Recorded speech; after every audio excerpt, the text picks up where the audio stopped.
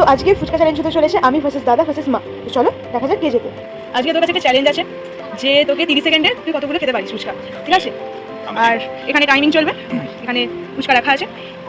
তো চল আমি স্টার্ট বলে তখন স্টার্ট হবে, ঠিক আছে? আর এখানে মোট 8টা রাখা আছে।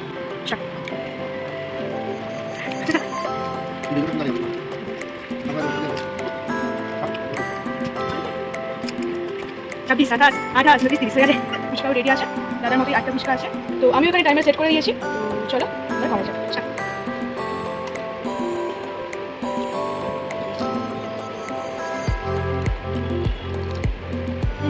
তো এবার মাও চ্যালেঞ্জে আমাদের সাথে পার্টিসিপেট করেছে। তো চলো মায়ের টাইমিং স্টার্ট করি। 1 2 3 স্টার্ট।